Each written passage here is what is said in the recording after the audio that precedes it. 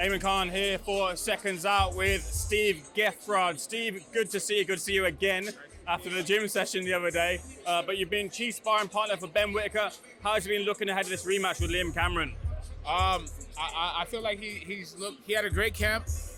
He switched teams. He's training with Andy Lee, who was under the tutelage of Emmanuel Stewart. And yeah, I think his last fight, he looked like he left it a bit in the gym. But this fight, he had a perfect training camp. He had great sparring with me and another fighter that was in Ireland. And yeah, I think all the hard work as far as preparation is done. I think it's up to him now to just perform on Sunday. When you approach sparring, what are you looking to do with the fighter? Do you go in feeling them out a little bit? Do you go in seeing what they're about? How do you approach the sparring game? I mean, I normally, somebody calls me for camp, they typically call me because I do something that they need for the fight, but I normally just box how I box, you know. Maybe sometimes they'll ask to box more or a little bit more pressure, but yeah, for the most part, I just do me unless the coach asks for something specific. Could you tell how he's adapted to Andy Lee's training from Sugar Hill? Could you see what Andy Lee was trying to teach on him and him affecting those new teachings? Yeah, well, it's interesting because Sugar Hill and Andy Lee both come from the same school of boxing, Emmanuel Stewart, but they both have some similarities and some differences. Obviously, when a boxer switches coaches, it takes more than just 8 weeks to adapt. So it's going to take some time, but it seemed like they mesh very quickly, and it's going to be interesting to see how they continue from this fight and on. What did you think of the first fight? Did you watch tape of the first fight between them, and what did you think of the moment where they both went over the rope? Honestly, I'm not exactly too sure what happened there when they both fell out, but I can say, like, Ben, he seemed like he didn't seem like himself coming out, like, in fighting.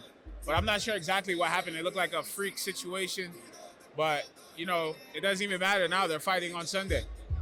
I just wanted to get your gauge on his talent, because you sparred lots of fighters up and down the chain, but you also sparred Artur Beterbiev. Do you feel that Whittaker is someone who can get to the highest level of sports? Because that's the division he's in.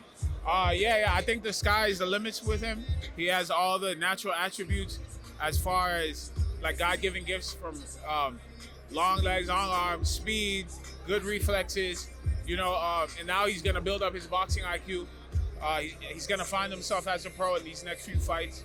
And I think he's the total package. You know, he has the following. He's going to be growing, being from the UK, rich boxing background.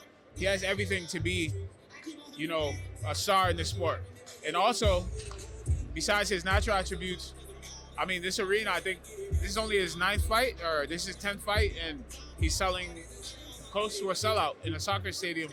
So, you know, it says a lot about him and his star power ability in the future. You know, there's not too many world champions selling this many tickets, so it's going to be pretty interesting to see how he evolves through the years.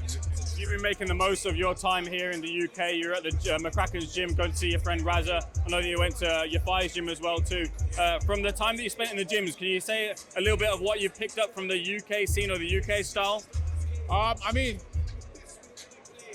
honestly, when I go to the gym, I just focus on myself, you know. But every coach, in boxing, there's only so many punches and so many different moves a boxing coach can teach you. But sometimes you just got to hear it from somebody else. I don't know. I just been here kind of just working out. I just focus on myself when I go to the gym. If somebody gives me any pointers, I take them, but I wouldn't say I picked up anything too crazy, but yeah. How do you and Raza know each other? I used to come work out here 2019.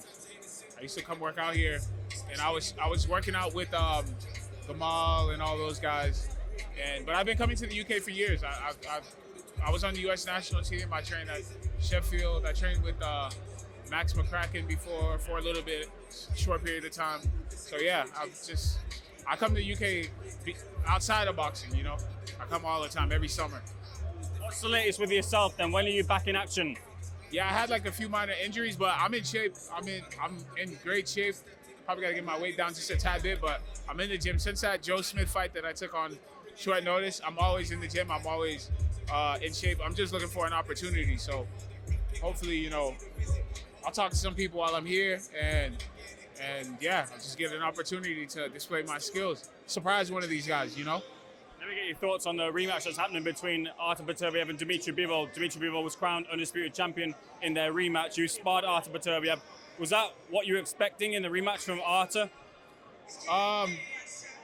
Listen, man, both those fights were so tight.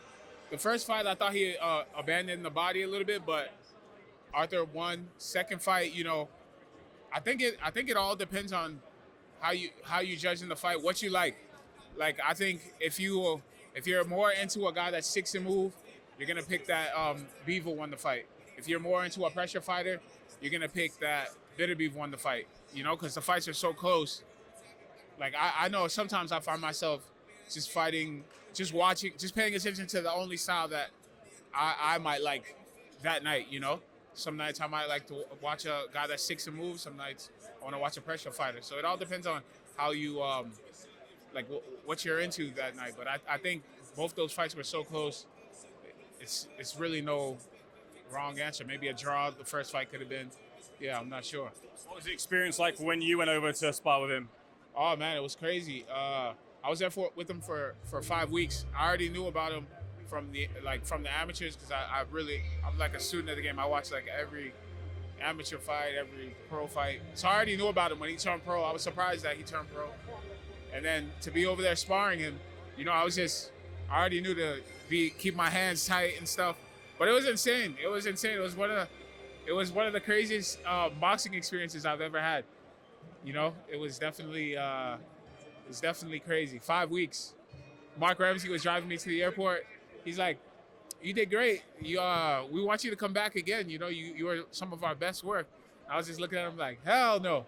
But I actually was gonna go back just recently, but then when this fight with Bivol was originally made, it had to be canceled, so I ended up not going.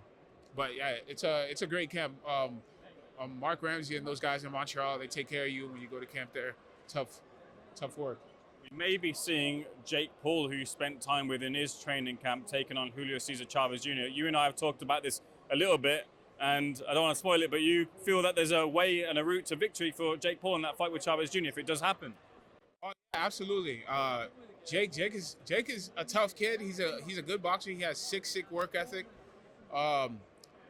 He's bigger. I think Chavez, you know, he was a hell of a fighter. I used to love watching Chavez fight, but he might have, you know, abused his body too much. You know, his last few times out, he didn't show me that he had much left. But, you know, it's going to be an interesting fight because he knows that he's about to fight Jake Paul. You know, he might wake up for this and prepare himself. So I'm sure everybody's definitely going to tune in. But I think Jake wins, no problem.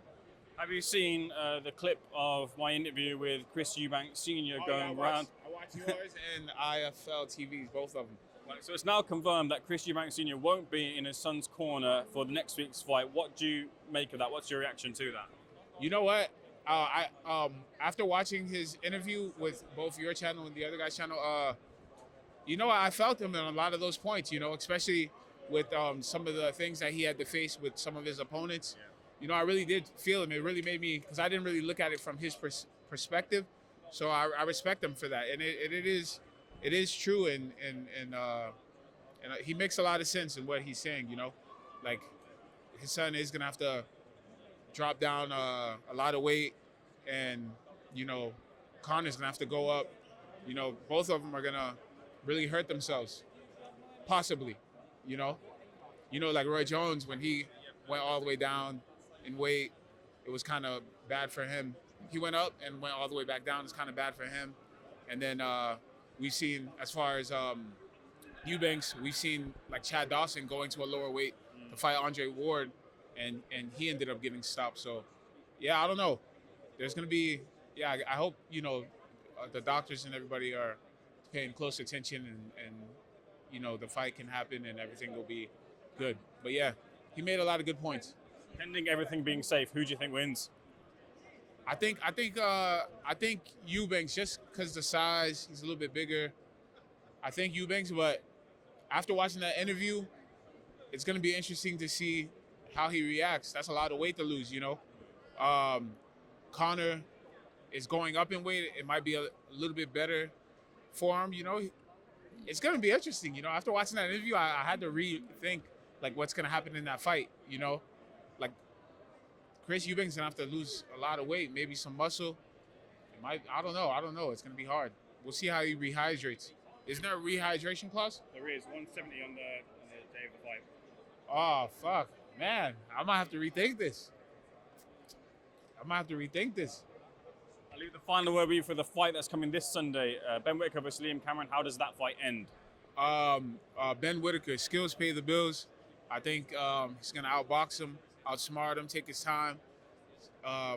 Yeah, he's ready. You know, it's just time to perform now. Ben Whittaker. Steve, pleasure. Much appreciated. Looking forward to the fight. Looking forward to seeing you back in the ring. Thank you.